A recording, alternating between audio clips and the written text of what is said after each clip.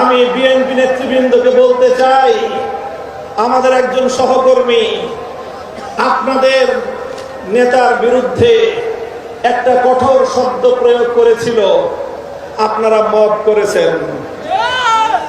তাই আমি ব্যক্তিগত আক্রমণ, ব্যক্তিগতভাবে কাউকে কোনো কটু শব্দ উচ্চারণ করতে চাই না। তবে একটা কথা বলতে চাই, যেই 12ই ফেব্রুয়ারি নির্বাচনের মাধ্যমে আপনাদের জন্ম হয়েছে, আপনারা যেই 12ই ফেব্রুয়ারির গর্ভে জন্ম নিয়েছেন, সেই জন্ম নেওয়ার পরে এখন 12ই ফেব্রুয়ারিকে অস্বীকার করছেন, অর্থাৎ জন্ম নেওয়া সন্তান পিতামাতার বিবাহকে অস্বীকার করছেন। এর বেশি আর কিছু বললাম না। যদি আমাদেরকে বলতে বাধ্য করেন, আমরা এরপরে আর কোন ব্যক্তির ব্যক্তিগত সম্মানের দিকে তাকিয়ে আমরা আমাদের মুখ বন্ধ রাখতে পারবো না। এই গণভোটের রায়ের সঙ্গে যদি বিশ্বাসঘাতকতা করা হয়, জনগণের অধিকারকে যদি রাষ্ট্রীয় ক্ষমতার জায়গা করে পিষ্ট করার চেষ্টা করা হয়, আবার জুলাই হবে, আবার যুদ্ধ হবে, আবার লড়াই হবে, আবার সংগ্রাম হবে ইনশাআল্লাহ। সংগ্রামী সাথী ও বন্ধুগণ, যেভাবে গত দুদিন ধরে বাংলাদেশের বিভিন্ন শিক্ষাঙ্গনগুলোতে, ঢাকা বিশ্ববিদ্যালয় সহ বিভিন্ন শিক্ষাঙ্গনগুলোতে অস্ত্রের ঝঞ্ঝানি শুরু করেছেন, স্থানীয় ছাত্র নেতৃবৃন্দের উপর যেভাবে ছাত্রলীগের হেলমেট লীগের মতো ভূমিকায় অবতীর্ণ হয়েছে, এই ধারা যদি অব্যাহত থাকে, এর দায় সম্পূর্ণ সরকারকে গ্রহণ করতে হবে।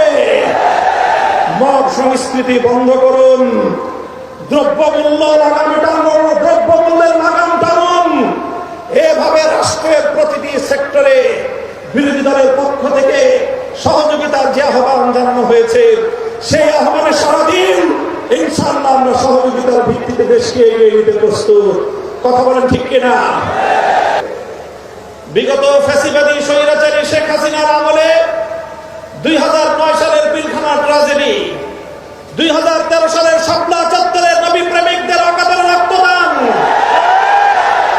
2013 সালে আল্লামা দেলোয়ার হোসেন সাঈদী রহমাতুল্লাহি আলাইহির বিরুদ্ধে একটি কল্পিত রায়ের মাধ্যমে কোরআন প্রেমিক তাওহীদি জনতার উপর যে আক্রমণ করা হয়েছে, পাখির মতো গুলি করে প্রায় শতাধিক কোরআন প্রেমী তাওহীদি জনতাকে হত্যা করা হয়েছে, সেই সকল বীর শহীদান 2021 সালে মোদী বিরোধী আন্দোলনে হেফাজতে ইসলামের নেতা কর্মীদেরকে হত্যা করা হয়েছে, 2024 সালের জুলাই বিপ্লবে 1,500 বাংলার তমাম সন্তানদেরকে গুলি করে পরিকল্পিতভাবে হত্যা করা হয়েছে।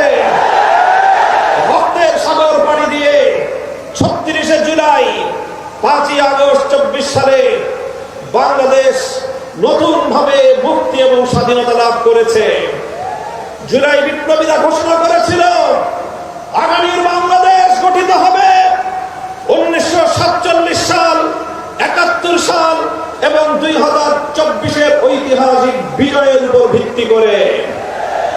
তাই আজ যারা মনে করেন কেন আজকে বাংলাদেশের আলেম সমাজ, কেন আজকে বাংলাদেশের ইসলামপন্থীরা, কেন আজকে বাংলাদেশ খেলাফত মজলিস জুলাই বিপ্লবের পক্ষে এভাবে মাথায় কাপড়ের কাপড় বেঁধে রাজপথে নামতে চায়, যাদের মনে দ্বিধা সংশয় রয়েছে, আমি তাদেরকে বলতে চাই, আমরা জুলাই বিপ্লবের আকাঙ্ক্ষা জন্য বাস্তবায়ন করতে চাই।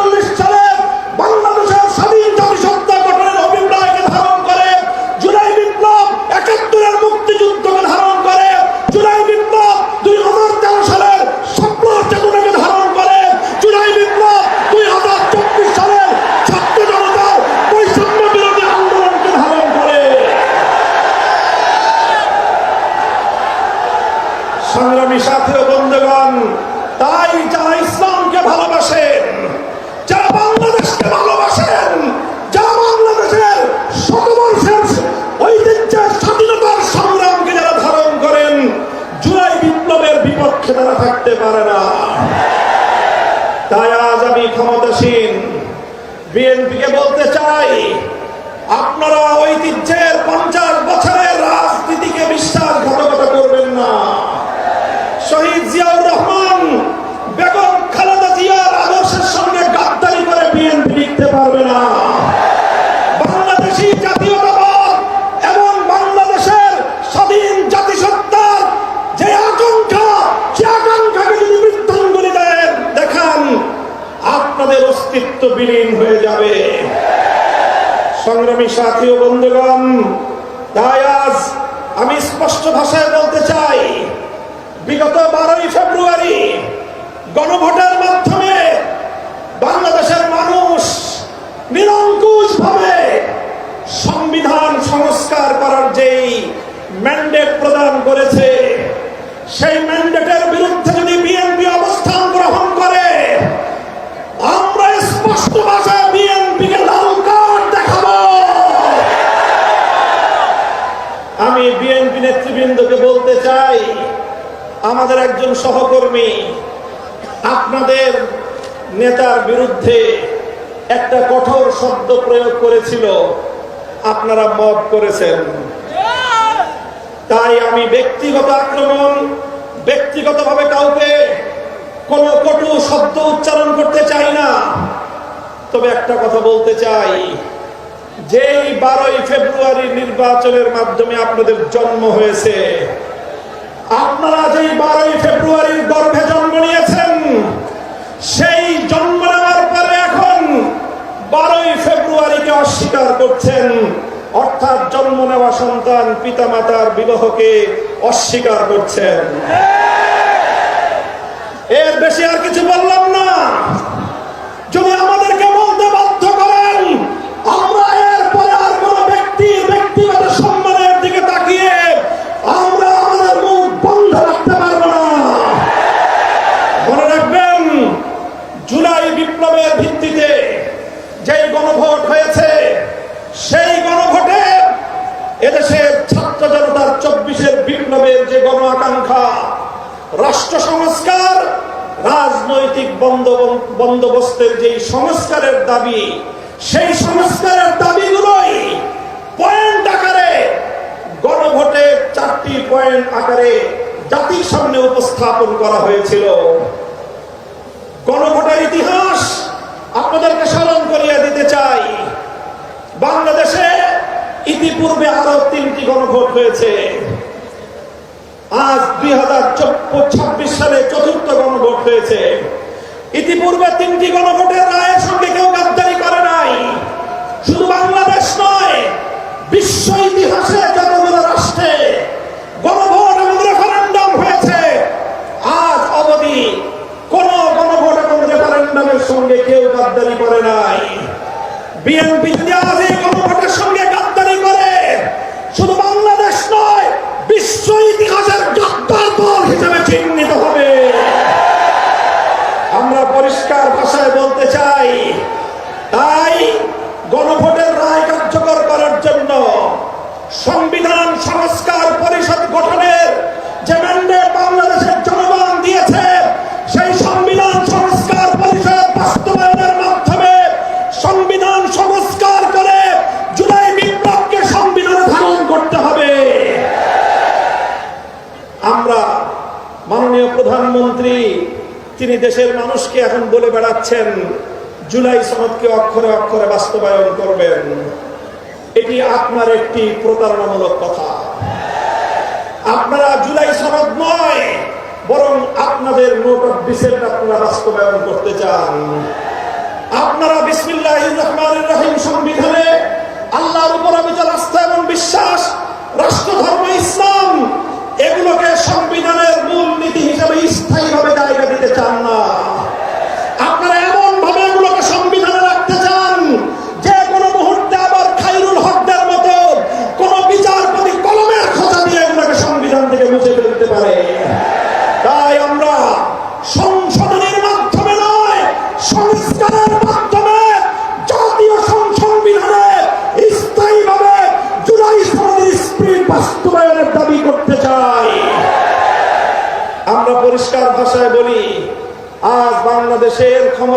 মহল বিভিন্ন ক্ষেত্রে ব্যর্থতার যেই মহা প্রদর্শনী করে চলেছে, কূটনৈতিক ব্যর্থতা আজকে তাদের দিবালোকের ন্যায় পরিষ্কার। বাংলাদেশের বর্তমান সরকারের কূটনৈতিক ব্যর্থতার কারণে আজকে একটি দেশ থেকে, আধিপত্যবাদী দেশ যা বাংলাদেশের মানুষের অধিকারকে 15 বছর পর্যন্ত তার পায়ের নিচে পিষ্ট করেছে, সেই আধিপত্যবাদী দেশ বাংলাদেশে একজন কূটনীতিক নিয়োগ করেছেন। বিশ্ব ইতিহাসের সকল কূটনৈতিক সভ্যতা এবং ভদ্রতা, স্বাধীনতাকে, রেওয়াজকে উপেক্ষা করে তাদের একজন দলীয় এজেন্ডা বাস্তবায়নকারীকে বাংলাদেশে সেই বিজেপির দলীয় এজেন্ডা বাস্তবায়ন করার জন্য কূটনৈতিক হিসেবে বাংলাদেশে নিয়োগ দিয়েছে। অথচ বাংলাদেশ সরকার এটার কোনো প্রতিবাদ জানায় নাই। আমরা পরিষ্কার ভাষায় বলতে চাই, আমরা ভারত রাষ্ট্র এবং তার জনগণের সঙ্গে বাংলাদেশ সমতার ভিত্তিতে কূটনৈতিক সম্পর্ক স্থাপন করতে চায়। বাংলাদেশকে বিজেপির কোন দলীয় ফোরামে পরিণত করতে দেব না। বাংলাদেশের বর্তমান সরকারের কূটনৈতিক ব্যর্থতার কারণে হরমুজ প্রণালীতে বাংলাদেশের তেলের জাহাজগুলো বারবার আটকে যাচ্ছে। বন্ধু প্রতিম দেশ ইরান বাংলাদেশের সঙ্গে বন্ধুত্বের হাত বাড়িয়ে দেয়, কিন্তু বাংলাদেশ চরমভাবে কূটনৈতিক ব্যর্থতার পরিচয় দিয়ে এখনো পর্যন্ত হরমুজ প্রণালী থেকে একটি জাহাজ অবমুক্ত করতে পারেনি। যদি আপনারা না পারেন, ব্যর্থতার দায় স্বীকার করে আমাদেরকে দায়িত্ব প্রদান করেন। আমরা হরমুজ প্রণালী থেকে বাংলাদেশের তেলবাহী জাহাজ মুক্ত করে বাংলাদেশের জ্বালানি সংকট নিরসনে ভূমিকা পালন করতে প্রস্তুত রয়েছে।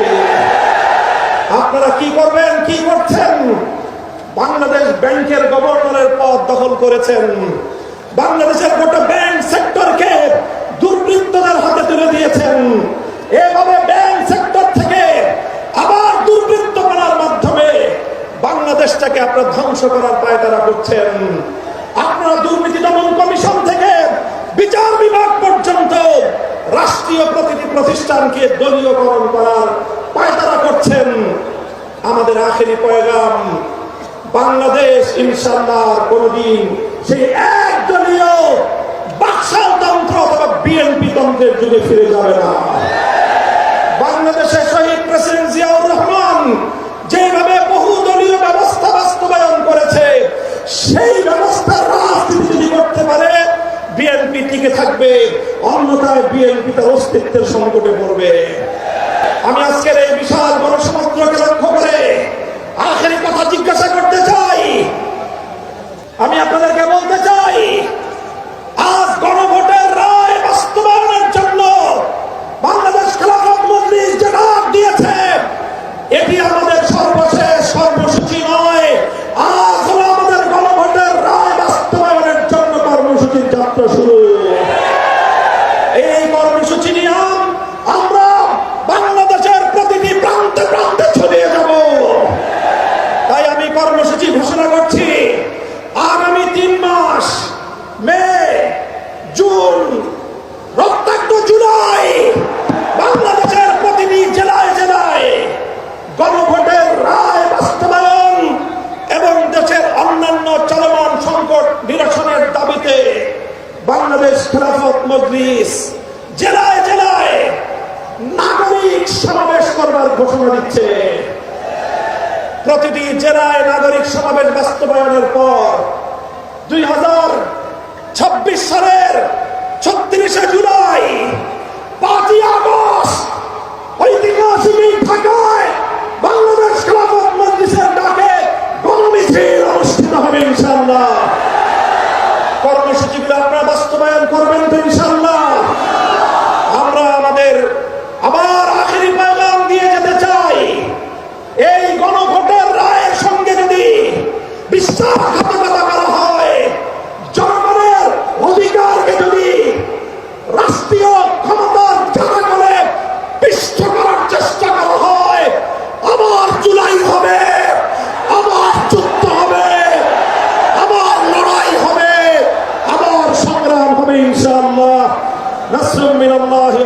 قريب وآخر دعوانا الحمد لله رب العالمين سبحان الله وبحمده سبحانك اللهم وبحمدك أشهد أن لا إله إلا أنت أستغفرك وأتوب إليك سبحان ربك رب العزة عما يصفون وسلام على المرسلين والحمد لله رب العالمين